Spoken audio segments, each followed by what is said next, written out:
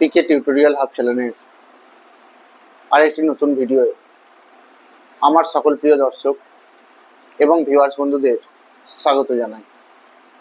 প্রিয় দর্শক, তোমাদের উদ্দেশ্যে আমি প্রথমে জানিয়ে রাখি, তোমরা আমার আজকের এই ভিডিওটি শুরু থেকে শেষ পর্যন্ত সম্পূর্ণ অংশটুকু দেখবে এবং ভিডিওটি তোমাদের কেমন লাগলো তা কমেন্টের মাধ্যমে জানাবে। তোমাদের এই কমেন্টগুলোই আমাকে পরবর্তীতে আরও এই ধরনের বিষয়ভিত্তিক ভিডিওগুলি তৈরি করতে উৎসাহিত করবে। তোমরা আমার আজকের এই ভিডিওটি তোমাদের বন্ধু বান্ধব এবং আত্মীয় স্বজনের মধ্যে শেয়ার করে দেবে, যাতে তোমাদের মতো তারাও এই বিষয়ভিত্তিক ভিডিওগুলির মধ্যে দিয়ে উপকৃত হতে পারে। পশ্চিমবঙ্গ উচ্চ মাধ্যমিক শিক্ষা সংসদের একাদশ শ্রেণীর দ্বিতীয় সেমিস্টারের ইতিহাস বিষয় নিয়ে আজকে আলোচনা শুরু করব। প্রথমেই আমি তোমাদের এই ইতিহাসের দ্বিতীয় সেমিস্টারের 40 নম্বরের যে লিখিত পরীক্ষা হবে তার জন্য তোমাদেরকে যে অধ্যায়গুলো পড়তে হবে এবং প্রত্যেকটা অধ্যায় থেকে তোমাদের পরীক্ষায় কত নম্বরের উত্তর লিখতে হবে সেই বিষয়ে আলোচনা করে দেবো। তোমাদের দ্বিতীয় সেমিস্টারে ইতিহাসের অধ্যায় আছে 3টি: রাষ্ট্রের প্রকৃতি, পরিবর্তনশীল ঐতিহ্য এবং প্রসারিত দিগন্ত। রাষ্ট্রের প্রকৃতি থেকে তোমাদের পরীক্ষায় লিখতে হবে 15 নম্বর, পরিবর্তনশীল ঐতিহ্য থেকে লিখতে হবে 10 নম্বর এবং প্রসারিত দিগন্ত থেকে লিখতে হবে 15 নম্বর।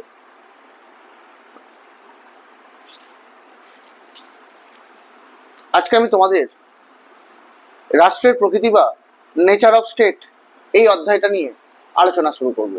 অর্থাৎ এই অধ্যায় থেকে তোমাদের দ্বিতীয় সেমিস্টারের পরীক্ষার জন্য যে সমস্ত গুরুত্বপূর্ণ প্রশ্নগুলো তোমাদের পরীক্ষার জন্য গুরুত্বপূর্ণ বা যেগুলো তোমাদের পরীক্ষার জন্য ভালো করে প্রস্তুতি নিতে হবে সেগুলো নিয়েই আমি আলোচনা শুরু করব। প্রথম আজকের এই ইতিহাসের ক্ষেত্রে প্রথম যে প্রশ্নটা নিয়ে তোমাদের আলোচনা শুরু করব সেটি হলো কৌটিল্যের লেখা বিখ্যাত গ্রন্থ অস্ত্রশাস্ত্র, তার বিষয়বস্তু এবং তার সংজ্ঞা কি বলা যায়।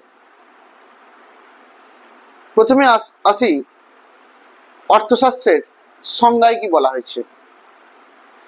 প্রাচীন ভারতের রাষ্ট্রতত্ত্ব বিষয়ক যে সমস্ত গ্রন্থগুলো ছিল তার মধ্যে অন্যতম উল্লেখযোগ্য বা গুরুত্বপূর্ণ একটি গ্রন্থ ছিল কৌটিল্য বা চাণক্যর লেখা অর্থশাস্ত্র। এই অর্থশাস্ত্রের সংজ্ঞা নিয়ে আলোচনা করতে গেলে এই সম্পর্কে বিভিন্ন ব্যাখ্যা পাওয়া যায়। কামন্দকের নীতিসার নামক গ্রন্থে বলা হয়েছে যে সাফল্যের সঙ্গে রাজ্যের সম্প্রসারণ এবং সংরক্ষণ করার জন্য যে সকল কৌশল বা উপায় গ্রহণ করা প্রয়োজন সেই সকল কৌশল সংবলিত শাস্ত্রকেই বলা হয়ে থাকে অর্থশাস্ত্র। অপরদিকে আবার শুক্র নীতিসারের ভাষ্য অনুযায়ী জানা গিয়েছে সম্পদ সংগ্রহ এবং রাজ্য শাসন সম্পর্কিত নির্দেশাবলী রাজাকে প্রদান করা হয়েছে এই অর্থশাস্ত্র নামক গ্রন্থে। তবে এগুলো ছাড়াও কৌটিল্যের কোনো কোনো পূর্বসূরি একথাও বলেছিলেন যে প্রকৃতি থেকে প্রাপ্ত জমির সৎ ব্যবহার, তার সংরক্ষণ এবং মানুষের প্রয়োজনে তা প্রয়োগ করার জন্য যে শাস্ত্রসমূহ রচনা করা হয় তাকে বলা হয় অর্থশাস্ত্র। তবে এই অর্থশাস্ত্রের ধারণা প্রসঙ্গে কৌটিল্য তন্ত্রযুক্তিতে উল্লেখ করেছিলেন, অর্থাৎ তন্ত্রযুক্তির পঞ্চদশ অধিকরণে উল্লেখ করেছিলেন যে মানুষের বৃত্তি বা জীবিকাকে অর্থ বলা যায়। মনুষ্যযুক্ত ভূমির নামও অর্থ হয়। যে শাস্ত্র সেই পৃথিবীর লাভ এবং পালনের উপায় নিরূপণ করে থাকে তাকেই বলা হয় অর্থশাস্ত্র। অর্থাৎ মনুষ্যানাং বৃত্তিরর্থং মনুষ্যবতী ভূমিরিত্যথ তস্যা পৃথিব্যা লাভ পালনোপায় শাস্ত্রমর্থ শাস্ত্রমিতি, যার বাংলা করলে দাঁড়ায় মানুষের জীবিকা নির্বাহের অবলম্বন স্বরূপ এই অর্থ হলো একটি বৃত্তি। আবার পৃথিবী যা মানুষকে ধারণ করে আছে তাও হলো সম্পদ বা অর্থ। এই ভূমি বা পৃথিবী অর্জন এবং সংরক্ষণ বিদ্যাকেই বলা হয়ে থাকে অর্থশাস্ত্র। অর্থশাস্ত্রের বিষয়বস্তুর কথা বলতে গেলে বলা যায় কৌটিল্য বা চাণক্য তার অর্থশাস্ত্রে ভারতীয় রাষ্ট্রের চিন্তাকে একটি সুশৃঙ্খল ও সংঘবদ্ধ রূপ দিয়েছিলেন। অর্থশাস্ত্রের যে আলোচনা সেই আলোচনার প্রকৃতিও বস্তুনিষ্ঠ, ধর্মনিরপেক্ষ এবং আধুনিক। 15টি অধিকরণ এবং 150টি অধ্যায়ে বিভক্ত এই সমগ্র অর্থশাস্ত্রে মোট 180টি প্রকরণ এবং 6000 শ্লোক আছে। প্রত্যেকটা শ্লোকেই রাষ্ট্রতত্ত্ব এবং প্রশাসন পরিচালনার খুঁটিনাটি বিবরণ বিদ্যমান। অর্থশাস্ত্রের প্রথম অধ্যায়ের প্রথম অধিকরণে বলা হয়েছে যে কৌটিল্যেন কৃতং শাস্ত্রং বিমুক্ত গ্রন্থ বিস্তরম। আর গ্রন্থের শেষে বলা হয়েছে শাস্ত্রঞ্চ শাস্ত্রঞ্চ নন্দ রাজগতা চ ভূ। অর্থাৎ এই গ্রন্থের যে বিভিন্ন অধিকরণ আছে সেই অধিকরণের বিষয়গুলি সম্পর্কে এখন আমি তোমাদের আলোচনা শুরু করব। প্রথম অধিকরণে বলা হয়েছে অর্থশাস্ত্রের বিনয়াধিকারিক অর্থাৎ রাজার বিনয় এবং বিদ্যাশিক্ষার বিষয় সংবলিত নামে এই প্রথম অধিকরণটি পরিচিত। এই প্রথম অধিকরণে মোট 18টি প্রকরণ এবং 21টি অধ্যায় আছে। এখানে শাসন পরিচালনায় রাজার দায়িত্ব এবং কর্তব্য, রাজ্যের নিরাপত্তাবলী, মন্ত্রী এবং গুপ্তচর নিয়োগ প্রভৃতি বিষয়ে আলোচনাগুলি স্থান পেয়েছে। দ্বিতীয় অধিকরণে বলা হয়েছে এই দ্বিতীয় অধিকরণ 38টি প্রকরণ এবং 36টি অধ্যায় নিয়ে গঠিত, যা জনপদ নির্মাণে রাজার ভূমিকা, শাসন কার্যে অধ্যক্ষদের নিয়োগ, সম্পত্তির সুরক্ষা সম্পর্কে আলোচনা করে থাকে। এই দ্বিতীয় অধিকরণের আবার অপর নাম অধ্যক্ষ প্রচার। তৃতীয় অধিকরণের কথা বলতে গেলে বলা যায় অর্থশাস্ত্রের এই অধিকরণটি ধর্মস্থীয় নামে পরিচিত। এখানে মোট 19টি প্রকরণ এবং 20টি অধ্যায় আছে। দেওয়ানি আদালত বিষয়ক ব্যবহার বিধি, রাষ্ট্রের আইন কানুন ও বিচার সংক্রান্ত বিভিন্ন বিষয় সম্পর্কে এই অধিকরণে বক্তব্য রাখা হয়েছে। চতুর্থ অধিকরণের বলা হয়েছে কন্টক শোধন, অর্থাৎ এর মধ্যে ফৌজদারি আদালতের মাধ্যমে অপরাধীদের বিচার, রাষ্ট্রবিরোধীদের অপরাধ শনাক্ত করা, রাষ্ট্রের সকল নাগরিকদের বিভিন্ন প্রতিকূলতা থেকে রক্ষা করা প্রভৃতি বিষয়গুলি আলোচনা করা হয়েছে। এছাড়া অসৎ বৈধ এবং ব্যবসায়ীদের থেকে সাবধান হওয়ার কথাও এখানে উল্লেখ করা হয়েছে। 13টি প্রকরণ এবং 13টি অধ্যায়ে এই চতুর্থ অধিকরণটি সংবলিত রয়েছে। পঞ্চম অধিকরণটি হলো কৌটিল্যের অর্থশাস্ত্রের যোগবৃত্ত। এখানে মোট 7টি প্রকরণ এবং 6টি অধ্যায়ের বিষয়বস্তু বিশ্লেষণ করা হয়েছে। কর্মচারীদের বেতন সংক্রান্ত নিয়মাবলী, দণ্ডবিধি বিষয়ক নীতিগুলি প্রবর্তন করা, গুপ্ত হত্যা দ্বারা শত্রুর বিনাশ করা ইত্যাদি বিষয়গুলি বক্তব্যে স্থান পেয়েছে এই পঞ্চম অধিকরণের মধ্যে। কৌটিল্যের অর্থশাস্ত্রের ষষ্ঠ অধিকরণ অর্থাৎ মণ্ডলজনী হলো অর্থশাস্ত্রের সর্বাধিক গুরুত্বপূর্ণ অধিকরণ। এখানে রাষ্ট্রের সপ্তাঙ্গ তত্ত্ব সম্পর্কে আলোকপাত করা হয়েছে, যার মধ্যে 2টো অধ্যায় এবং 2টি প্রকরণ উপস্থিত।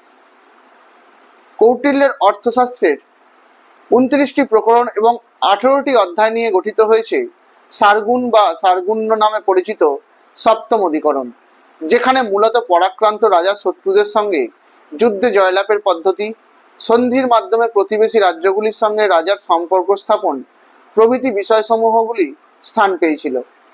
আর 6টি গুণ বা সারগুণ্যর কথা বলতে গেলে বলা যায় সন্ধি, বিগ্রহ, আসন, যান, সংশয় এবং দৈধিভাব।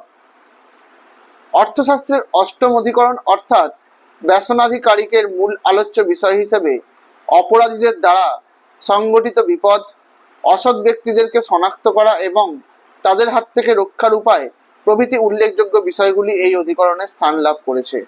অষ্টম অধিকরণে 8টি প্রকরণ এবং 5টি অধ্যায় রয়েছে। কৌটিল্যের অর্থশাস্ত্রের নবম অধিকরণ অর্থাৎ অভিজাস্যৎ কর্ম 12টি প্রকরণ এবং 7টি অধ্যায় নিয়ে গঠিত হয়েছে। এখানে যুদ্ধ এবং সামরিক অভিযানে উদ্যোগী রাজাদের কর্তব্য সম্পর্কিত আলোচনাবলী বর্ণিত করা হয়েছে। কৌটিল্যের অর্থশাস্ত্রের দশম অধিকরণ বা সাংগ্রামিক যুদ্ধের প্রস্তুতি পর্ব, সৈন্যবাহিনী গঠন প্রভৃতি বিষয়গুলি এই অধিকরণে স্থান পেয়েছে। এখানে মোট 13টি প্রকরণ এবং 6টি অধ্যায় রয়েছে। কৌটিল্যের অর্থশাস্ত্রের একাদশ অধিকরণটি পরিচিত সংঘবৃত্ত নামে। এখানে মোট প্রকরণের সংখ্যা 2টি, অধ্যায়ের সংখ্যা 1টি। এই অধিকরণে রাজার আচরণবিধি এবং অভিজাততান্ত্রিক রাষ্ট্র, সংঘ এবং নিগম সম্পর্কিত নীতি বিষয়গুলি উল্লেখ করা আছে।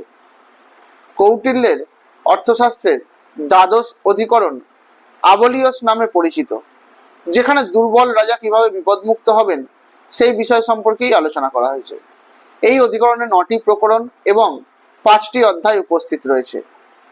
কৌটিল্যের অর্থশাস্ত্রের ত্রয়োদশ অধিকরণ, যার অপর নাম দুর্গল স্কোপায় শত্রুবাহিনী দুর্গ দখল সংক্রান্ত উপায় সম্পর্কে আলোচনা করা হয়েছে। এখানে 6টি প্রকরণ রয়েছে এবং 5টি অধ্যায় রয়েছে। এরপর কৌটিল্যের অর্থশাস্ত্রের চতুর্দশ অধিকরণ, যা ঔপনিষদিক নামে পরিচিত, যেখানে মন্ত্র, ঔষধি এবং বশীকরণ দ্বারা শত্রু রাজ্য দখলের উপায়গুলি বর্ণনা করা হয়েছে। এই অধিকরণে 3টি প্রকরণ এবং 4টি অধ্যায় বিদ্যমান। কৌটিল্যের অর্থশাস্ত্রের সর্বশেষ অধিকরণ অর্থাৎ পঞ্চদশ অধিকরণ, যার অপর নাম তন্ত্রযুক্তি, যেখানে কৌটিল্যের পরিচয় এবং অর্থশাস্ত্র নামকরণের ব্যাখ্যা আলোচনা করা হয়েছে। আর এই অধিকরণটিতে 1টি প্রকরণ এবং 1টি অধ্যায় রয়েছে। তবে কৌটিল্যের আগে অর্থাৎ কৌটিল্যের পূর্বসূরি যে সমস্ত অর্থশাস্ত্র কারকগণ ছিলেন তাদের কথা এখন তোমাদের বলে দেব। কৌটিল্য বা চাণক্য তার লেখা গ্রন্থ অর্থশাস্ত্রে কথা বলেছিলেন যে তার পূর্ববর্তী অস্ত্রশাস্ত্র কারকদের আলোচনার ভিত্তিতে তার গ্রন্থটি রচনা করা হয়েছিল। কৌটিল্যের পূর্বসূরি অর্থশাস্ত্র কারকদের মধ্যে অন্যতমরা ছিলেন বৃহস্পতি, মনু, শুক্র, ভরদ্বাজ এবং কাত্যায়ন প্রমুখ ব্যক্তিবর্গ। এই অর্থশাস্ত্রের প্রথম 5টি অধিকরণে তন্ত্রভাগ অর্থাৎ স্বরাষ্ট্রের অনুষ্ঠান সম্পর্কে বর্ণনা দেওয়া হয়েছে। অপরদিকে ষষ্ঠ থেকে শেষ পর্যন্ত বাকি অধিকরণগুলিতে আবাবভাগ অর্থাৎ পররাষ্ট্রের অনুষ্ঠান সম্পর্কে বর্ণনা করা হয়েছে বা অনুষ্ঠানের সম্পর্কিত বিষয়বস্তু তুলে ধরা হয়েছে। এই গেল তোমাদের অর্থশাস্ত্রের সম্পূর্ণ বিষয়বস্তু। এর পরের দিন আমি তোমাদের এই রাষ্ট্রের প্রকৃতি অধ্যায় থেকেই কৌটিল্যের অর্থশাস্ত্রের থেকে আরেকটি গুরুত্বপূর্ণ প্রশ্ন অর্থাৎ কৌটিল্যের সপ্তাঙ্গ তত্ত্ব সম্পর্কে আলোচনা শুরু করব।